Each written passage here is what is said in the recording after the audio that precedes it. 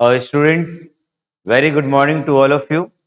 आज की क्लास में आपका फिजिक्स का second chapter units and measurement, मात्रक और मापन स्टार्ट करने जा रहे हैं। तो देखिए, मात्रक और मापन में कुछ बेसिक बातें आप समझिए। अगर मापन करना है, मेजरमेंट करना है, तो मात्रक के पास जाना पड़ेगा। यानी एक का दूसरे से बड़ा मजबूत संबंध है। जैसे आप देख लो, अगर मान लीजिए मैं आपको कहूं कि एक लोहे का रॉड है। अगर एक लोहे का रॉड है, बड़े आराम से समझिएगा, सिंपल सा डिस्कशन। अगर मैं आपसे कहूं एक लोहे का रॉड है, इस लोहे के रॉड का जो लेंथ है वो 20 मीटर है। अगर इस लोहे के रॉड का लेंथ 20 मीटर है, तो आप खुद समझिए इसमें जो मीटर है वो किसको बता रहा है? यूनिट्स को बता रहा है, मात्रक को बता रहा है। यानी जब मैं लोहे के रॉड को मापने गया, उसमें मीटर का प्रयोग कितनी बार आया? 20 बार आया। इसलिए लेंथ ऑफ द रॉड कितना बन गया? 20 मीटर। तो या मैं बोलूं, मान लीजिए एक स्टूडेंट ए है। अगर मैं इससे पूछूं इसका भार कितना है, ये सिर्फ बोल दे 50, तो क्या इतने से काम चलेगा? इसको साथ में जरूर बोलना पड़ेगा किलोग्राम। तो हम समझ जाएंगे कि किलोग्राम किसको बता रहा है? यूनिट्स को बता रहा है। और 50 बता रहा है न्यूमेरिकल वैल्यू को, आंकिक मान को। यानी भार मापने गए तो कितनी बार किलोग्राम का प्रयोग किया गया? 50 बार। तो ये मैंने आइडिया दिया कि मात्रक और मापन एक दूसरे से आप अलग नहीं कर सकते। स्टूडेंट्स, मापन करने जाइएगा तो बिना मात्रक के गुंजाइश नहीं है। Both are related to each other. अब सवाल ये उठता है कि what is the need of measurement? हमें फिजिक्स में मापन का जरूरत क्यों पड़ता है? तो आइए समझते हैं कि फिजिक्स में हमें मापन का क्यों जरूरत पड़ता है। आराम से दिमाग को रिलैक्स देते हुए समझिएगा। और आपके दिमाग में देखिए ये चलना चाहिए, 11वीं का क्लास है, आपको बोर्ड एग्जाम देने का टेंशन नहीं है। आप जो पढ़िए सॉलिड पढ़िए, इंटरेस्ट के साथ पढ़िए, और वहां पढ़िए जहां का पढ़ा हुआ आपको लंबे समय तक माइंड में रहे, यानी जहां आप समझ पाए। तो मैं बात कर रहा हूं नीड ऑफ मेजरमेंट, मापन का क्यों जरूरत पड़ता है। दो तरह से आंसर मैं देता हूं। पहला, जैसा कि हम लोग जानते हैं physics is the branch of science. बिल्कुल, चाहे मैं हूं या आप हैं। अगर आप फिजिक्स पढ़ रहे हैं, मैं फिजिक्स पढ़ा रहा हूं, यानी हम लोग किसके विद्यार्थी हैं? साइंस के विद्यार्थी हैं। Physics is the branch of science.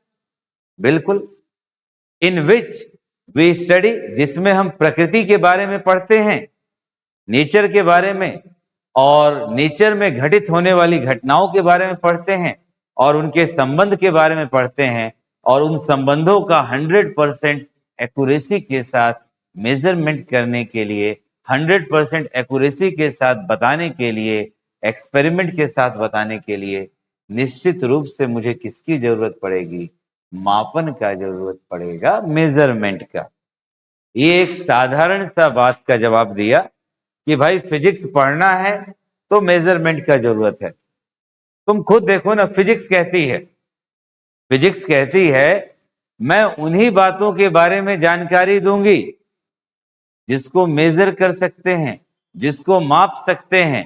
यानी फिजिक्स में उन्हीं भौतिक राशियों का अध्ययन किया जाएगा जिसका मापन संभव है।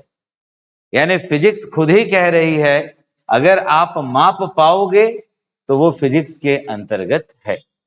अब मैं तुमसे कह दूं कि मान लो मैं आज बहुत प्रसन्न हूं, या कोई स्टूडेंट बहुत दुखी है, या कोई बहुत ज्यादा प्रसन्न है, या कोई बहुत ज्यादा सो गया या कम सो गया, क्या इसका मेजरमेंट संभव है? इसका मेजरमेंट संभव नहीं है, मतलब फिजिक्स इसके बारे में कोई जानकारी नहीं देगा। तो फिजिक्स में हमें किसके बारे में पढ़ना है? मेजरमेंट के बारे में। तो आगे बढ़ते हैं, मेजरमेंट का जरूरत क्यों पड़ता है। एक तरीके से बता दिया कि फिजिक्स के जरिए। अब और ज्यादा इसको आसान शब्दों में, यह 10 मिनट का डिस्कशन है, इसको बढ़िया से सुनना। कई तरह से हम आपको एक ही बात समझाने का प्रयास कर रहे हैं। मेजरमेंट का हमें जरूरत क्यों पड़ता है? मान लीजिए मैं पहला एग्जांपल लूं, मैंने लिखा बिल्ली और मैंने यहां पे लिख दिया हॉर्स। अब मैं आपसे पूछूं, कुछ लोग तो सोच रहे होंगे बिल्ली और घोड़ा क्यों लिख रहे हैं, पर जरूरी है। अब मैं आपसे पूछूं कि बताइए स्टूडेंट्स, दोनों में किसका वेट ज्यादा होगा, किसका वेट कम होगा? तो आप सीधे बताइएगा कि सर वेट किसका ज्यादा होगा, घोड़े का ज्यादा होगा। कोई बड़ी बात नहीं, आसानी से बता दिए। अगर मैं आपसे पूछूं स्टूडेंट्स कि आप बताइए किसका हाइट ज्यादा होगा, घोड़े का ज्यादा होगा कि बिल्ली का? अगेन बड़े एंजॉयमेंट के साथ आप बता दीजिएगा कि सर हॉर्स का यानी घोड़े का ऊंचाई ज्यादा होगा। कोई दिक्कत आपको नहीं हुआ। इसी प्रकार अब मैं कहूं कि मैं दूसरा एग्जांपल लेता हूं, मैं यहां पे एक चूहा रख देता हूं और एक डॉग, यानी रैट और डॉग का कंपैरिजन कराऊं। तो आपसे पूछूं कि वेट किसका ज्यादा होगा, अगेन डॉग का। हाइट किसका ज्यादा होगा, अगेन डॉग का होगा। या इसी प्रकार मैं तीसरे नंबर पे यहां पे आपको मान लीजिए मैं कोई और जानवर ले लूं, सपोज करो मैं हॉर्स ले लूं और यहां पे मैं एलिफेंट ले लूं और आपसे पूछूं किसका भार ज्यादा होगा। तो अगेन आप कहेंगे सर कितने आसान सवाल आप पूछते हैं, ये सब हमको पहले से ही आता है। जी हाँ, मैं भी तो वही आपको कहना चाहता हूं। फिजिक्स के बारे में आप पहले से ही सब जानते हैं, केवल मैं तो उसको जोड़ने का काम कर रहा हूं। तो बताइए हॉर्स की तुलना में एलिफेंट का भार ज्यादा होगा। आपने बड़े आराम से बता दिया। क्या मुझे मेजरमेंट का जरूरत पड़ा, क्या मापन का जरूरत पड़ा? अभी स्टूडेंट्स मुझे मेजरमेंट का, मापन का कोई जरूरत नहीं पड़ा। पर हाँ, ध्यान देना, अगर मैं आपसे पूछने लग जाऊं कि बताओ ये जो घोड़ा है बिल्ली से कितना भारी है, ये जो घोड़ा है बिल्ली से कितना ऊंचा है, या ये जो कुत्ता है चूहे से कितना भारी है, या कुत्ता चूहे से कितना ऊंचा है, जब मैं आपको बोलूं कि आप 100% एक्यूरेसी के साथ दोनों के वेट का तुलना कीजिए, 100% एक्यूरेसी के साथ दोनों के हाइट का तुलना कीजिए, यानी 100% सही सही बताने की बात करूं, जब आपको तुलना करना होगा, कंपैरिजन करना होगा, तो आपके पास कोई और विकल्प है ही नहीं। आप दौड़कर किसके पास जाइएगा? मापन के पास जाइएगा। यानी व्हेन फिजिकल क्वांटिटीज, जब भौतिक राशियों का 100% एक्यूरेसी के साथ कंपैरिजन किया जाएगा, लेंथ के साथ, मास का मास के साथ, हाइट का हाइट के साथ, एरिया का एरिया के साथ 100% एक्यूरेसी के साथ कंपैरिजन किया जाएगा, तो मुझे किसका जरूरत पड़ेगा? मेजरमेंट का। मैं उम्मीद करता हूं क्लियर हो चुका होगा। आइए कुछ एग्जाम्पल से, कुछ बेहतरीन एग्जाम्पल्स हैं जो आपको हमेशा के लिए याद हो जाए, हमारे टीम वर्क की बदौलत है। देखिए, अगर हम आपको बोले ये हॉर्स है और ये डॉग है, अभी तो बताए ही थे यार, देखने में घोड़ा बहुत सुंदर है, डॉग भी सुंदर है, पर दोनों का अपना अपना गुण है, उस पे नहीं जाएंगे, फिजिक्स ही बताना है। आइए देखते हैं। अगर आपसे बोलें कुत्ते और घोड़े में कौन भारी होगा, नो डाउट हॉर्स। किसका हाइट ज्यादा होगा, नो डाउट हॉर्स का हाइट ज्यादा होगा। कितना ज्यादा होगा, कितना भारी होगा, दौड़ के किसके पास जाइएगा, मेजरमेंट के पास जाइए।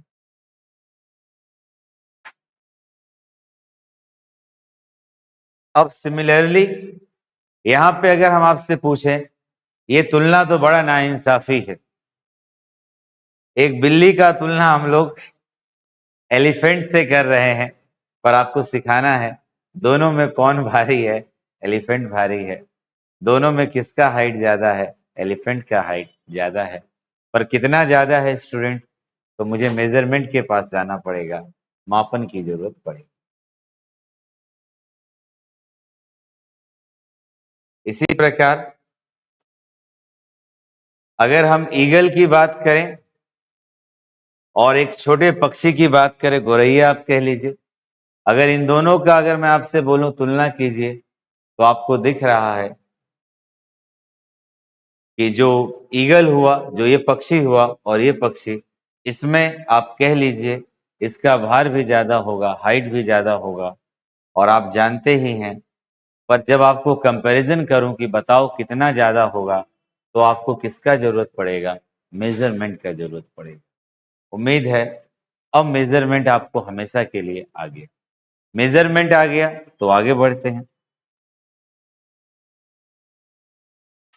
समझते हैं नीड फॉर मेजरमेंट। डेफिनेशन से समझ लीजिए, हालांकि बता दिए थे। Physics is that branch of science. जी हाँ, फिजिक्स यानी भौतिकी विज्ञान की वह शाखा है विच डील्स विद द, जो व्यवहार करती है, study of nature and natural process, जो प्रकृति और उसके प्रक्रमों का अध्ययन करती है और उसके प्रक्रियाओं के बारे में बताती है, एक्सपेरिमेंट के बारे में बताती है विद 100% एक्यूरेसी, यानी 100% एक्यूरेसी के साथ एक्सपेरिमेंट को बताती है। और जब 100% एक्यूरेसी का बात आ जाएगा, तो हमें किसका जरूरत पड़ेगा, मेजरमेंट का। इसलिए मेजरमेंट फिजिक्स में नेसेसरी है। भौतिकी विज्ञान की वह शाखा है जो प्रकृति और प्राकृतिक प्रक्रियाओं के अध्ययन से संबंधित है। ऐसी किसी भी प्रक्रिया और प्रयोग का वर्णन करने के लिए 100% सटीकता के साथ, एक्यूरेसी के साथ हमें किसकी जरूरत पड़ती है, माप की जरूरत पड़ती है। इसलिए फिजिक्स में मापन 100% इंपॉर्टेंट है। आइए अब आगे बढ़ते हैं स्टूडेंट्स। फिजिकल क्वांटिटी, भौतिक राशि क्या है? चलिए नाम से ही आंसर बना देते हैं। फिजिकल क्वांटिटी, बस सिंपल सा देख लो, इस शब्द को देखो, फिजिक्स दिख रहा है ना, फिजिक्स दिख रहा है, तो आप सीधे कह सकते हो वे राशियां, वे राशियां जिसके पदों में, वे राशियां जिसके पदों में यानी जिसके टर्म्स में हम लोग फिजिक्स के नियमों को, भौतिकी के नियमों को परिभाषित कर सकते हैं, समझ सकते हैं आसानी से, उसे भौतिक राशि कहते हैं। वे राशियां जिनके पदों में फिजिक्स के नियमों को व्यक्त किया जा सकता है, समझा जा सकता है, संबंध स्थापित किया जा सकता है, उसे फिजिकल क्वांटिटी कहते हैं। Those quantities in terms of which we can explain law of physics, relate the law of physics is called physical quantity। ये एक छोटा सा डेफिनेशन हुआ। और भी हम कह सकते हैं वे राशियां, वे राशियां जिनका प्रत्यक्ष या अप्रत्यक्ष रूप से मेजरमेंट किया जा सकता है, मापन किया जा सकता है, उसे भौतिक राशि कहते हैं। प्रत्यक्ष रूप से मापन करने का मतलब इन दोनों को, यानी इस मार्कर की लेंथ मापना है तो हम स्केल से माप सकते हैं, प्रत्यक्ष रूप से डायरेक्ट मापन कर लिए। पर आपको सूर्य और धरती का दूरी, चंद्रमा और ग्रहों की दूरी, या एक शहर से दूसरे शहर की दूरी आप मापने जा रहे हैं, तो निश्चित रूप से आप उसको इंची टेप लेके तो मापेंगे नहीं। तो हम कहना चाहते हैं, बड़ा सीधा सा बात, वे राशियां जिनका प्रत्यक्ष या अप्रत्यक्ष रूप से मापन किया जा सकता है उसे भौतिक राशि कहते हैं। आइए इसका डेफिनेशन सीख लेते हैं हम लोग। आसान रखिएगा चीजों को, कठिन बिल्कुल नहीं। लेक्चर को सुना करो, वीडियो को पॉज करके साथ साथ नोट्स बना लिया करो, वहीं पर तैयार हो जाएगा, या स्क्रीनशॉट ले लिया करो। All the quantities in terms of which, all the quantities in terms of which, यानी वे सभी राशियां, law of physics can be expressed and which can be measured called physical quantity, यानी वे सभी राशियां जिनके पदों में भौतिकी के नियमों को बताया जा सकता है, जिनका मापन किया जा सकता है, उसे फिजिकल क्वांटिटी कहते हैं। और याद रखना, आपको बताए हैं फिजिक्स में उसी का अध्ययन किया जाएगा जिसका मापन संभव है। स्टूडेंट, कोई व्यक्ति कितना खुश है, कोई व्यक्ति कितना दुखी है, इसका मापन नहीं किया जाता। वे सभी राशियां जिनका मापन प्रत्यक्ष या अप्रत्यक्ष रूप से किया जा सकता है, जो भौतिकी के नियमों से संबंधित होती हैं, उसे भौतिक राशि कहते हैं। अब समझते हैं हमारा फिजिकल क्वांटिटी कितने प्रकार का होगा। 2 प्रकार का। ध्यान देना, हमारा फिजिकल क्वांटिटी 2 प्रकार का, भौतिक राशि 2 प्रकार की होती है। पहला मूल राशि, फंडामेंटल क्वांटिटी, पहला मूल राशि और दूसरा व्युत्पन्न राशि।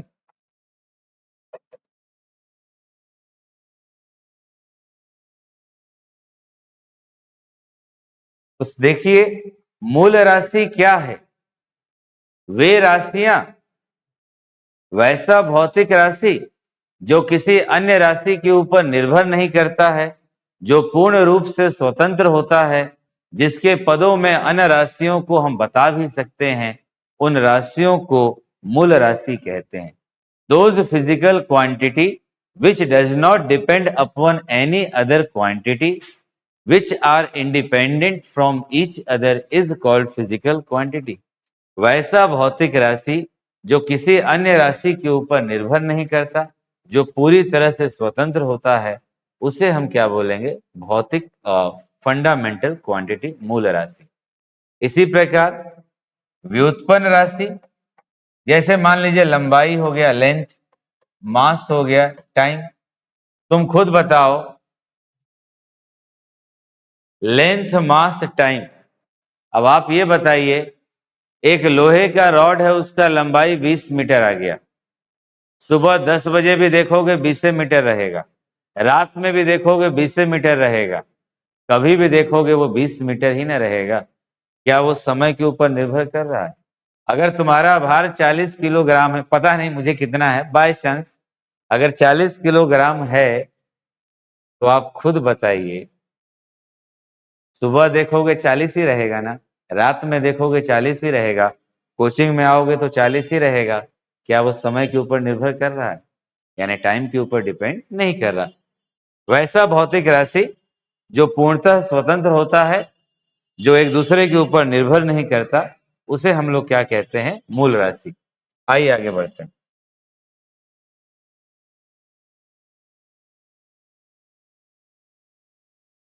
तो देखिए, फिजिकल क्वांटिटी कितने प्रकार का होगा? 2 प्रकार का, मूल राशि और व्युत्पन्न राशि। अभी आपको डिस्कस किए इसके बारे में, आइए डेफिनेशन समझ लीजिए। सेम वही डेफिनेशन, वे भौतिक राशियां जो पूर्णतः स्वतंत्र होती हैं, किसी अन्य राशियों के ऊपर निर्भर नहीं करती, उसे मूल राशि कहते हैं। देखिए, the quantity which is independent of other physical quantity, वैसा राशि जो अन्य भौतिक राशियों से स्वतंत्र होता है। आर कॉल्ड फंडामेंटल क्वांटिटी, उसे हम मूल राशि कहते हैं। और जो मूल राशि का मात्रक होता है उसे हम मूल मात्रक कहते हैं। Those physical quantity which do not depend upon any other physical quantity, यानी वैसा भौतिक राशि जो एक दूसरे पर निर्भर नहीं करता बल्कि पूर्ण रूप से स्वतंत्र होता है, मूल राशि कहते हैं। और मूल राशि का जो मात्रक होगा मूल मात्रक होगा। स्वेच्छा से चुनी गई वे सभी भौतिक राशियां जो एक दूसरे से पूर्णतः स्वतंत्र होती हैं और जिनके पदों में अन्य भौतिक राशि को व्यक्त किया जा सकता है, उसे मूल राशि कहते हैं।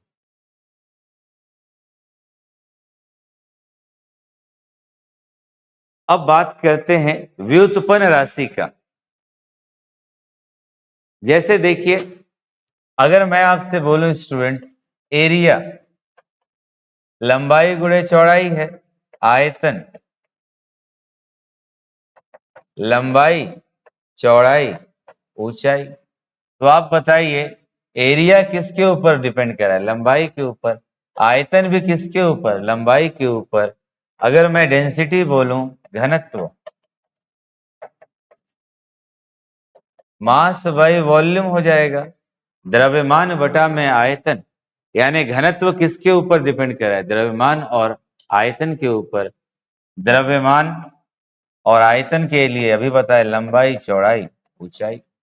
यानी इतना आसान से समझिए, वे राशियां, वे राशि, माइंड को रिलैक्स रखना, बस आप सुनोगे उतने से ही फिजिक्स हो जाएगा। बस आप कंटिन्यूटी बना के रखिएगा। धीरे धीरे, अभी देखिए लेक्चर थोड़ा स्लो आ रहे हैं, पर 2-3 दिन बाद से आपको रेगुलरली 1-2 वीडियो और थोड़ा उसका साइज भी बड़ा मिलने लगेगा। अभी केवल मैं प्रयास कर रहा हूं कि आप लोग मेरे पढ़ाने के तरीके में ढल जाइए।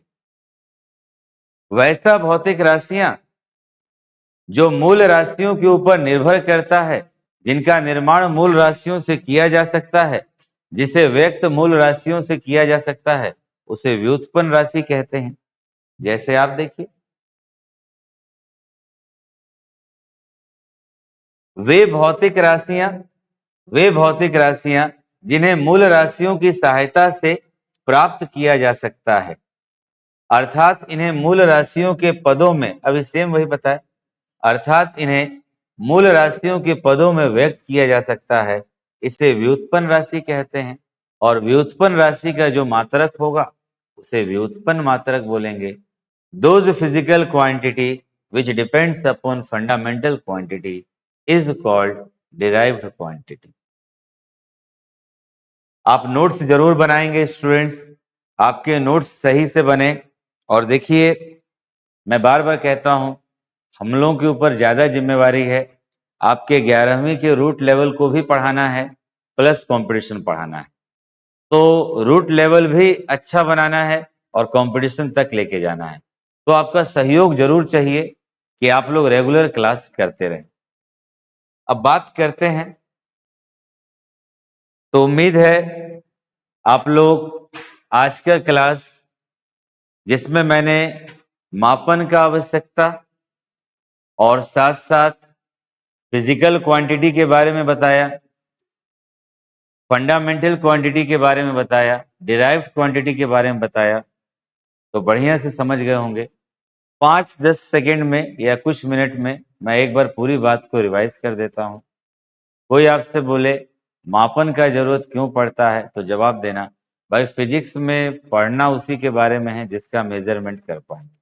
बिल्कुल इसी प्रकार मेजरमेंट क्यों करते हैं, तो भौतिक राशियों का 100% शुद्धता के साथ तुलना करने के लिए हमें मेजरमेंट करना पड़ता है। फिर कोई बोले भौतिक राशि क्या है, भौतिक राशि किसे कहते हैं? वे राशियां जिनके पदों में भौतिकी के नियमों को परिभाषित किया जा सकता है, जिनके पदों में संबंधों को बताया जा सकता है, जिनका मापन किया जा सकता है, उसे भौतिक राशि फिजिकल क्वांटिटी कहते हैं। Those quantity which can be measured and in terms of which law of physics can be described, explained, expressed is called physical quantity. Physical quantity कितने प्रकार का होगा? 2 प्रकार का, फंडामेंटल क्वांटिटी और डिराइव्ड क्वांटिटी, मूल राशि और व्युत्पन्न राशि। मूल राशि वो है जो किसी अन्य राशि के ऊपर निर्भर नहीं करेगा, जो पूर्णतः स्वतंत्र होगा, जिसके पदों में अन्य राशियों को बनाया जा सके, मूल राशि। Those quantity which are independent from each other and in terms of which other physical quantity can be expressed is called fundamental quantity। अब बात करते हैं व्युत्पन्न राशियों का। वे राशियां जो पूर्णतः स्वतंत्र नहीं होती, जो मूल राशियों पर निर्भर करती है, जिनके पदों में मूल राशियों को बताया जा सकता है, उसे हम कहते हैं व्युत्पन्न राशि। Those quantity which are not independent from each other which are derived from fundamental quantity is called derived quantity।